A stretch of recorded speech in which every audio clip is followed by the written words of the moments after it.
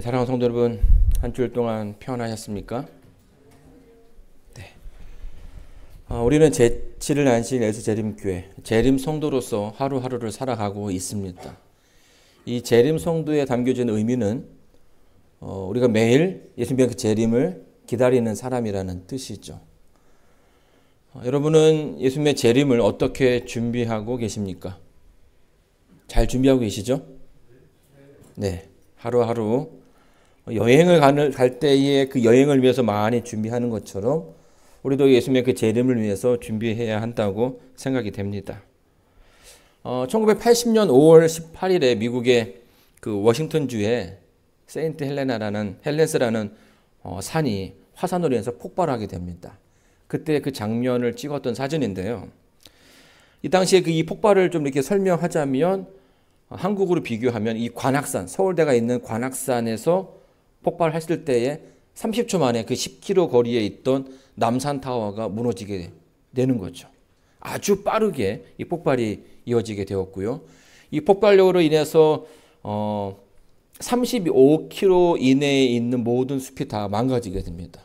그러니까 서울시의 2배가 되는 그 크기가 그 폭발에 의해서 피해를 입게 된 거죠. 그리고 이 폭발이 일어난 다음에는 화산재가 막 떨어지기 시작을 합니다. 그래서 가까운 데는 그 화산재가 약 30cm 정도 이렇게 쌓인다고 하고요.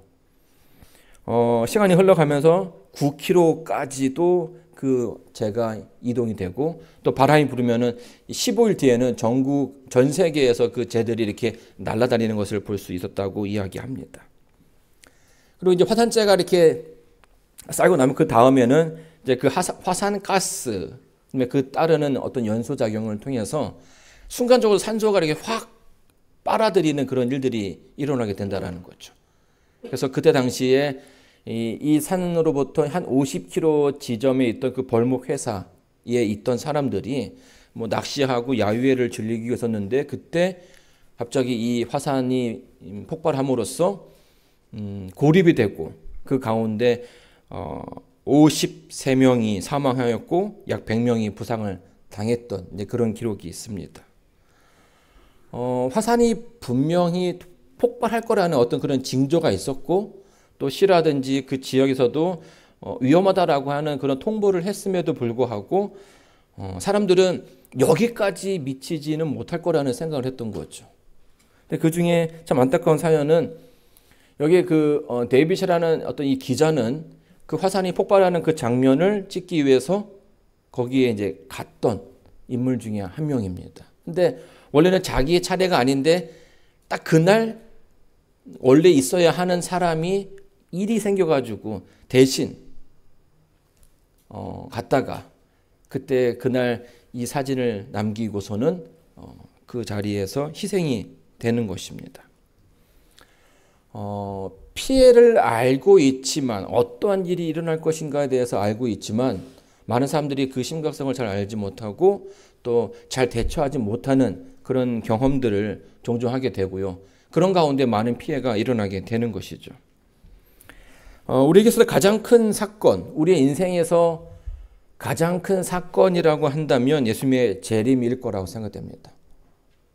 우리가 그동안 가지고 왔던 추구했던 모든 것들이 한순간에 다시 리셋되는 이제 그런 시기인 거죠. 자, 그렇다면 여러분은 예수님의 재림이 어디쯤 왔다고 생각하십니까?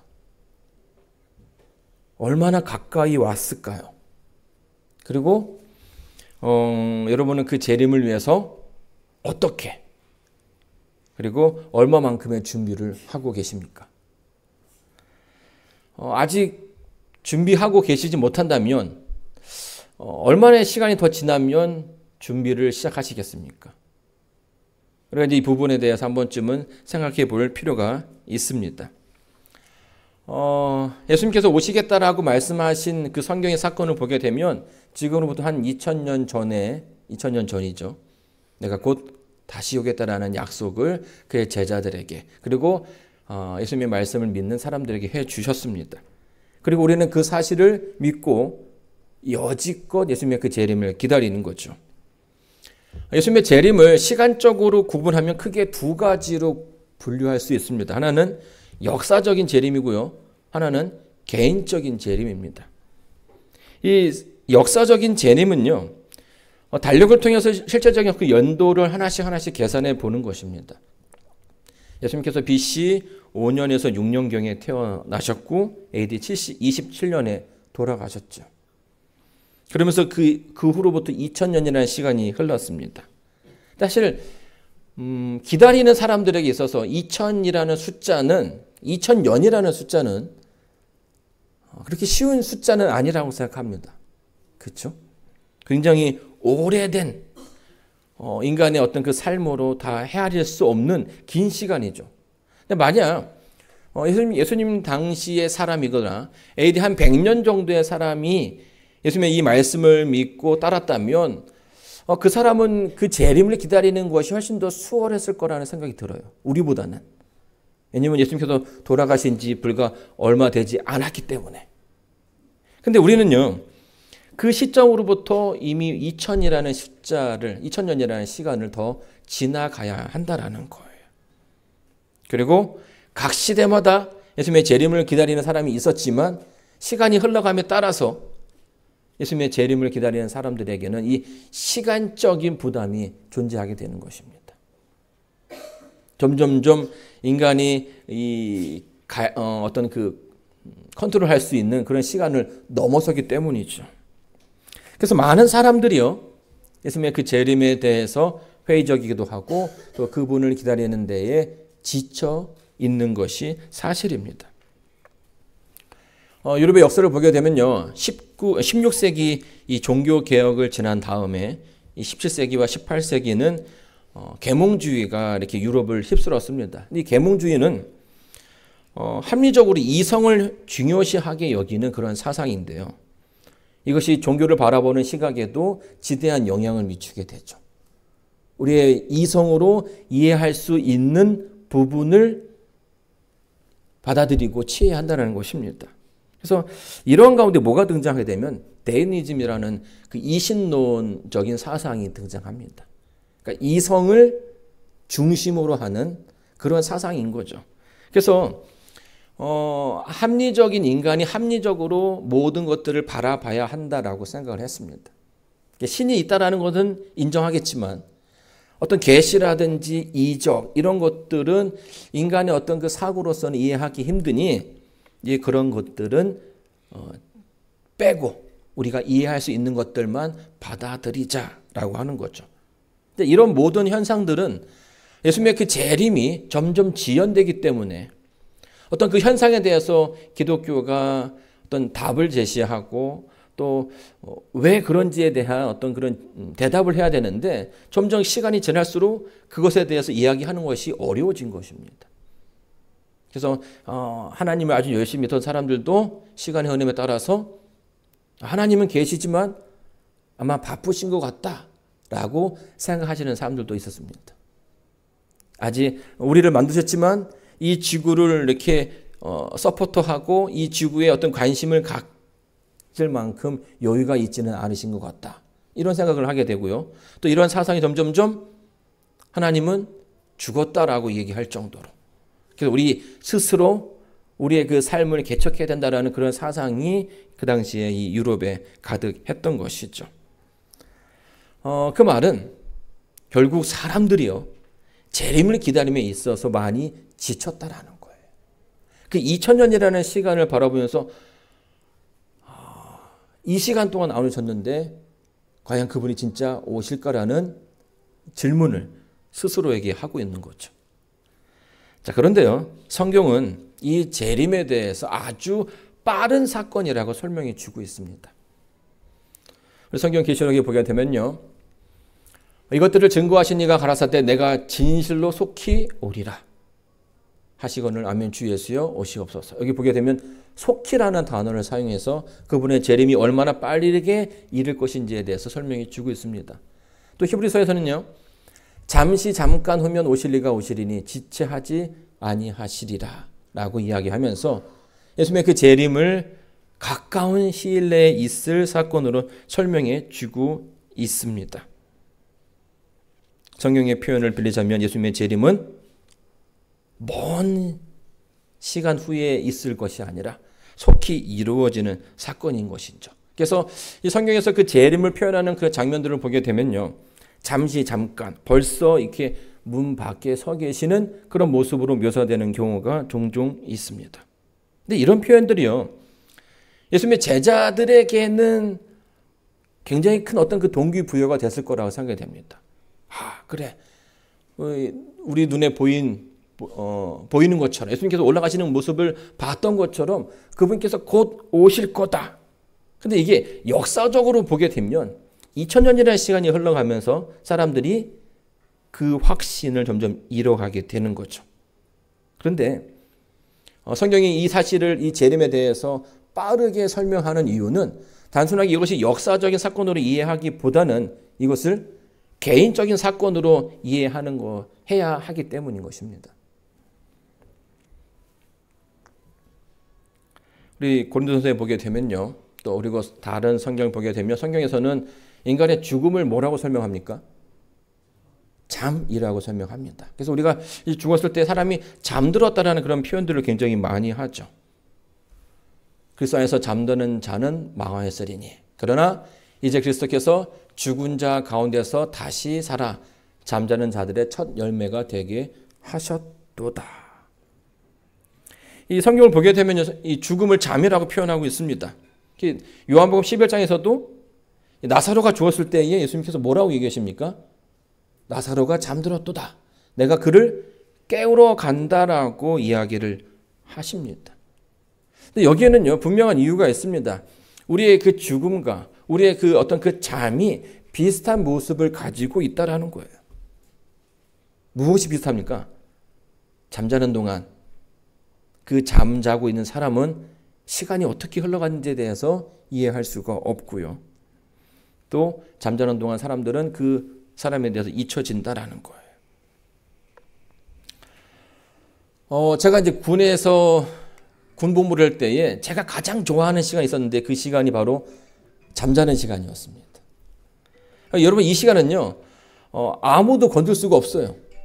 그냥 내가 하는 일을 다 마치면 그 시간에 잠을 잘 수 있습니다. 그러면 누워서 이런 생각도 해보고 저런 생각도 해보고 약간 뭐 이렇게 멍해도 누가 뭐라 하는 사람이 없는 거죠. 그래서 제가 항상 이 취침 시간을 기다렸던 이제 그런 기억이 납니다. 군대에는 저녁 10시에 자가지고 아침 6시에 기상을 합니다. 근데 아침에 이제 그 기상 나팔이 울리거든요. 뭐 지금은 이제 녹음된 게 틀어지지만은 딱 그 소리만 들으면 잠이 벌떡 깹니다. 제대 후에도 그 소리가 들으면 벌써 심장이 막 이렇게 쿵쾅쿵쾅 하는 그런 느낌이 있거든요. 근데 저는요, 여러분이 자다가 중간에 깨면 어떠세요? 잘 자고 중간에 딱 깨면 왠지 잠이 다시 안 올 것 같은 그런 불안한 마음도 들기도 하고, 자꾸 깨면 깰수록 몸이 좀 피곤하다라는 생각이 들잖아요. 근데 제가 이제 군에 있을 때에는 저는 반대였습니다. 중간에 계속 깨면 깰수록 기분이 좋은 거예요. 왠지 아십니까? 제가 자다가 일어나면 시계를 봅니다. 그래서 시간이 6시 근처에 가 있으면 불안한 거예요. 이제 다시 이제 하루가 시작되는구나. 근데 만약에 제가 1시쯤 깨면 어때요? 마음에 막 그냥 그 평화가 가득합니다. 아직부터 내가 자야 할 시간이 얼마 남은 거예요? 5시간이 남은 거 아니겠습니까? 그러면 그 평안한 마음 가운데, 행복한 마음 가운데 이제 잠이 들었죠. 그래서 어떤 때는 많이 깨면 많이 깰수록 행복한 거예요. 근데 반대로 정말 피곤한 날은 하루도 안 깨고선 일어나는 때가 있지 않습니까? 그러면 굉장히 막 속은 것 같고 마치 사기를 당한 듯한 이제 그런 마음이 들었습니다. 근데 이제 그때 항상 제가 이제 눈에 자다가 깨어나면 하는 행동이 하나 있는데 그게 뭐냐면 시계를 보는 거예요. 시계를 왜 볼까요? 내가 얼마나 잤는지를 알 수 없는 거죠. 여러분도 마찬가지 아니겠습니까? 내가 얼마나 잤는지 아침에 항상 하는 일들 가운데 하나는 시계를 보는 것이죠. 여러분, 사람은요, 잠자는 동안 그 시간이 분명히 흐르지만 그 시간이 얼마나 흘렀는지에 대해서 이해를 할 수가 없어요. 인지를 할 수가 없습니다. 이것은 죽은 사람이 느끼는 감정과 같은 거예요. 단순하게 잠자기 전에 어떤 일이 있었는지 그 기억만 가지고 있을 뿐 시간이 얼마나 흘렀는지 내가 자는 동안 무슨 일이 있었는지에 대해서는 알 수가 없는 거죠. 여러분 성경에서요. 예수님의 그 재림을 속히 오는 사건이라고 설명하는 이유에는 그런 이유가 있는 것입니다. 성경에서 이 죽음을 잠이라고 설명한 이유는 이 잠자는 시간 동안의 시간은 그 사람에게 주어진 시간이 아니라는 거죠. 우리가 이제 저녁에 자서 아침에 일어날 때에 잠자는 동안 아무것도 알지 못하는 것처럼 인생에서도 이 죽음은 인간에게 있어서 주어지는 마지막 사건입니다. 그리고 죽음 이후에 그 사람의 시간은 어떻게 될까요? 멈추는 거예요. 물론 살아있는 사람의 시간은 계속해서 흘러갑니다. 그러다가 또 그 사람이 또 죽게 되면 그 사람의 시간 역시 또 그 죽음이라는 그 시점에서 멈추게 되는 거고요. 그 이후의 사건의 시간은 아무것도 없는 게 돼요. 그리고 계속해서 다른 사람들의 시간은 흘러가게 되는 것이지만 결국 이 죽어 있는 사람들의 시간은 각자 그 죽는 그 시간들은 다 다르지만 이 시간이 한꺼번에 움직이는 그 시간이 온다라는 것입니다. 그때가 언제입니까? 예수님의 재림이 되는 거죠. 그 사이의 사건은 아무것도 존재하지 않습니다. 그래서 뭐예요? 내가 죽은 다음에 그리고 그 다음에 일어난 사건은 세상의 역사가 아니라 예수님의 재림이 되는 것입니다. 내가 잠자기 전에 누웠다가 일어나면 새로운 세상이 생기는 것처럼 시간이 흘러가는 것처럼 내가 죽음 가운데 무덤 가운데 있다가 눈을 뜨게 되면 받아들이는 것이 뭐예요? 예수님의 재림이라는 거예요. 그러니까 예수님의 재림을 역사적으로 보게 되면 2000년이라는 시간이 흘러야 하지만 개인의 사건으로 보게 되면 나의 죽음 다음이 곧 뭡니까? 예수님의 재림이 되는 것이에요. 그 성경은 그 날이 속히 오리라고 우리에게 이야기하는 것이죠. 우리의 인생이 그렇게 빠르게 흘러간다는 얘기입니다. 자, 그렇다면 여러분은 이렇게 빠르게 다가오는 재림을 위해서 어떠한 준비를 하고 계십니까? 성경 말씀 마태복음 24장 40절로 42절의 말씀 한번 보도록 하겠습니다. 그때 두 사람이 밭에 있음에 하나는 데려감을 당하고 하나는 버려둠을 당할 것이요 두 여자가 매를 갈고 있음에 하나는 데려감을 당하고 하나는 버려둠을 당할 것이니라. 그러므로 깨어 있으라 어느 날에 너희 주가 임할는지. 이렇게 성경은 표현하고 있습니다. 여기에 등장하는 이 두 부류의 사람들, 두 부류로 나누고 있죠. 이 둘의 차이는 뭐라고 생각하십니까? 한 사람은 데려감을 당하고 한 사람은 버려둠을 당한다라고 설명해 주고 있어요. 왜 한 사람은 데려감을 당하고 왜 다른 사람은 버려둠을 당하는 것일까요? 성경에는요, 이 구체적인 설명을 하고 있지 않습니다. 그러나 이 본문에서 우리가 알 수 있는 것은 이 둘은 분명 다른 삶을 살고 있었다라는 것이. 똑같은 일상에서 똑같은 일을 하고 있지만 어떤 사람은 예수님의 그 재림에 대해서 준비를 했던 것이고 또 다른 사람은 그것에 대해서 그것과 상관없는 삶을 살아갔다라는 것입니다. 준비된 사람과 준비되지 않은 사람의 그 결과가 다르다라는 것이죠. 마태복음 25장에 보게 되면 열 처녀의 비유가 나옵니다. 여기에서도 준비된 처녀와 준비되지 않은 처녀를 구별하고 있습니다. 여러분 마지막 시대를 살아가고 있는 우리는 스스로에게 질문해야 합니다. 우리는 정말 준비되고 있는가? 바쁜 일상 가운데서 예수님의 그 재림을 얼마나 준비하고 있는지를 살펴봐야 한다는 것입니다. 이 한국에서는 장례식장에 가게 되면 이 돈을 요구하는 일들이 종종 생기게 됩니다. 뭐 예전에는 이제 상여를 메고 가서 이제 장지에서 이렇게 매장하는 그런 풍습이 있었는데요. 이 상여를 운반하는 사람들도요, 갑자기 상여가 움직이지 않는다라고 얘기하는 거예요. 왜 움직이지 않아요? 붙잡고 있다라는 거예요, 누가. 그럼 어떻게 해요? 그 영혼을 달래기 위해서 돈을 요구합니다. 그래서 어느 정도 되면 이제 된 것 같다고 하고서 이제 움직이죠. 근데 이게 시간이 좀 흘러도요, 똑같아요. 지금은 상여로 운반하는 경우가 많지 않습니다. 거의 없죠. 지금은 다 그 큰 버스 같은 거로 움직이는데, 그 버스 같은 거를 할 때에도 돈을 요구하는 거예요. 관이 이게 들어와야 되는데 관이 안 들어간다라는 거예요. 그러면 또 그 위에다가 돈을 이렇게 쌓아두면 이제 들어간다고 하면서 이렇게 장례를 치르게 되는 거죠. 여러분, 사람들은요, 이승에 갈 때에 돈이 필요하다라고 생각하는 것 같습니다. 노잣돈이 좀 필요하다고 하는 거죠. 그런데 여러분, 이집트의 그 빅 리치였던 파라오도요, 자기가 갖고 있는 그 재산을 다 가져가지 못했어요. 하나도 가져가지 못했습니다. 많이 쌓아뒀지만 그것은 다 그냥 후대에 누군가의 손에 전해질 뿐이고, 다른 사람을 이렇게 할 뿐이었지 아무것도 가져갈 수 있는 것이 없었다라는 거예요.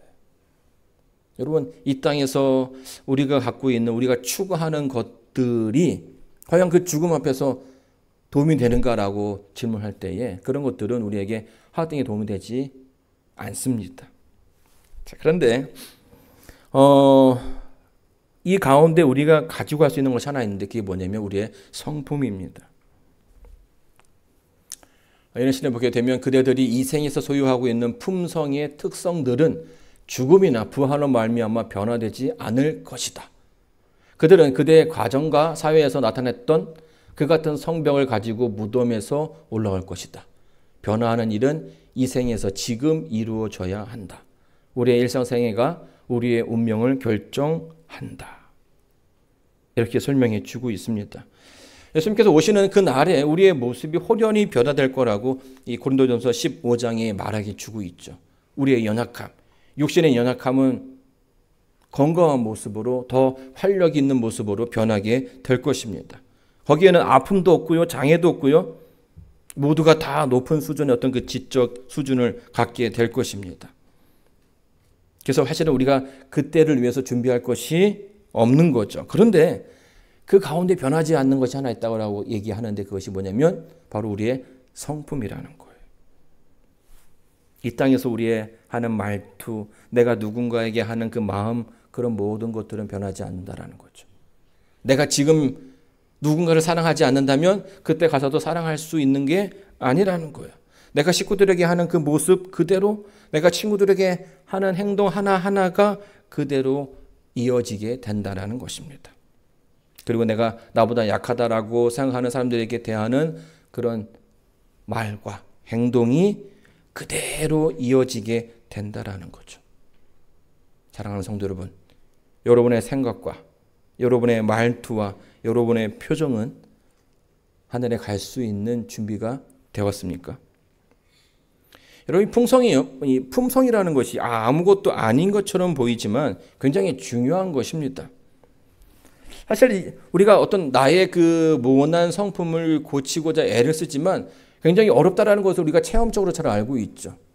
그러나 그럼에도 불구하고 우리가 나의 그 삶 속에 이것을 고칠 수 있는 그런 노력들이 필요하다라는 거예요.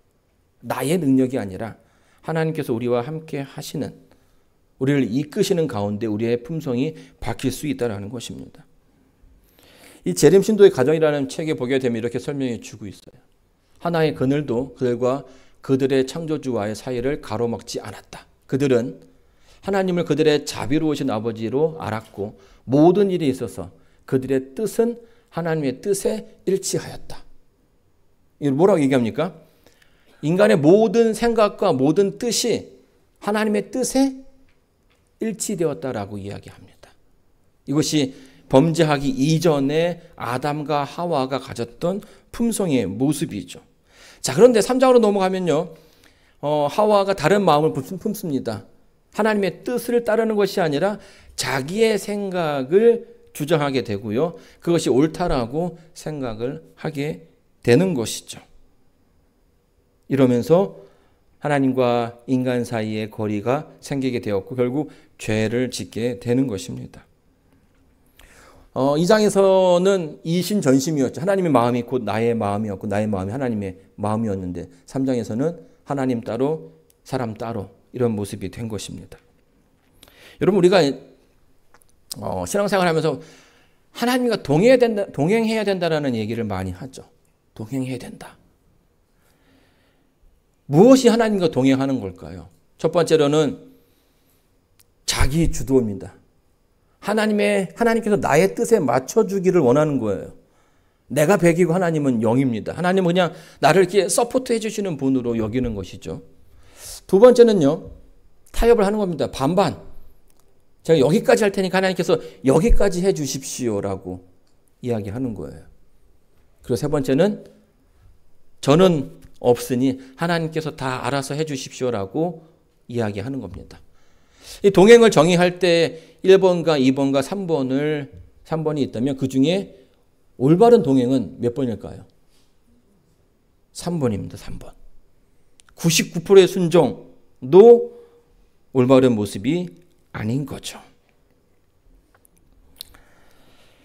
예수님께서 이 빌립을 통해서 이렇게 얘기합니다. 너희 안에 이 마음을 품으라. 곧 그리스도 예수의 마음이니.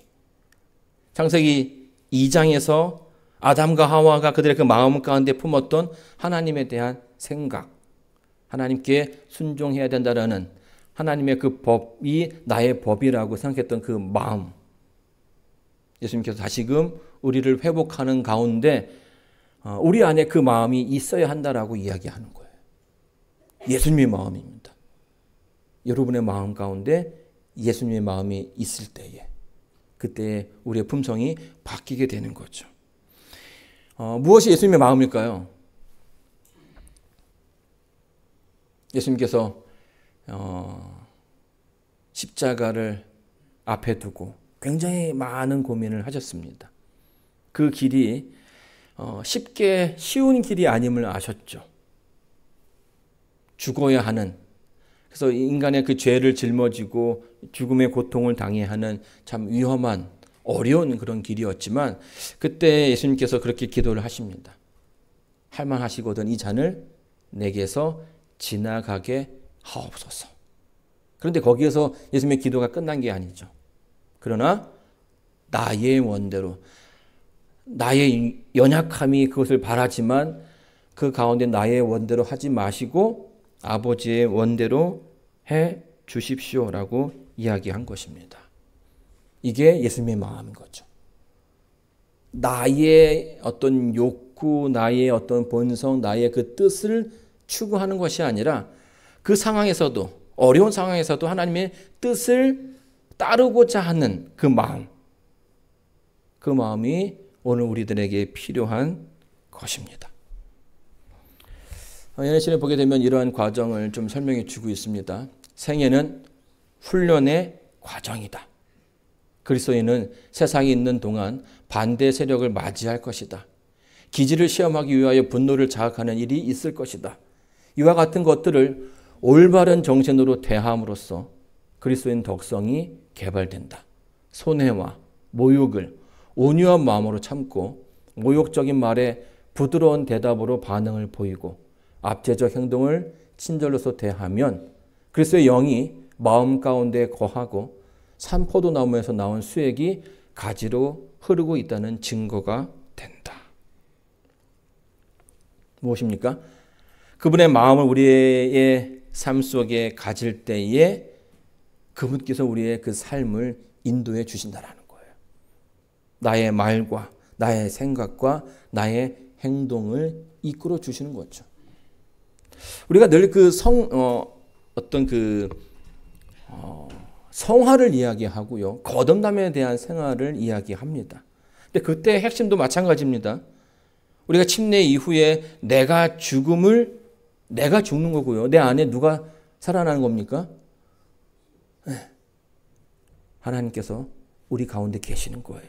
근데 많은 사람들이 내가 죽고 내가 살아났다고 생각을 합니다. 여전히 내 몸의 주인은 누구예요? 나인 채 살아간다는 것입니다. 그러나 성경은 예수님의 마음을 닮은, 예수님의 마음을 품은 사람들이 하나님과 동행하는 사람들이라고 이야기하는 것이죠. 사랑하는 성도 여러분, 과거 이스라엘 백성들이요 40년 동안 이 광야를 헤매면서 배웠던 것이 딱 하나 있습니다. 그게 뭡니까? 하나님이 우리와 함께 하신다라는 사실이죠. 답이 하나님입니다. 하나님. 그거 하나를 알기 위해서 40년을 고생한 거예요.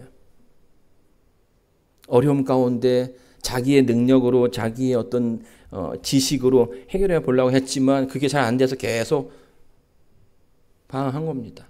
그러나 마지막 순간에 이 모든 것들을 내가 하는 게 아니라 나를 이끄시는 하나님께서 해 주시는구나라는 것을 알게 되었을 때 비로소 그들은 가나안에 들어갈 수 있는 기회를, 그런 시간을 얻게 된 것이죠. 우리 인생에서도요, 이거 하나를 알면 다 되는 것입니다. 하나님, 그분께서 나를 이끄시고 나와 함께 하신다. 이것이 예수님의 재림을 준비하는 재림 성도들에게 필요한 도목인 것입니다. 사랑하는 성도 여러분, 예수님께서 곧 오시게 될 겁니다. 그분의 그 재림을 매일매일 준비하시는, 그래서 그 매일매일 하나님과 동행하면서 그 가운데 기쁨과 행복을 느끼시는 저와 여러분 되기를 바라면서 오늘 말씀을 마치겠습니다.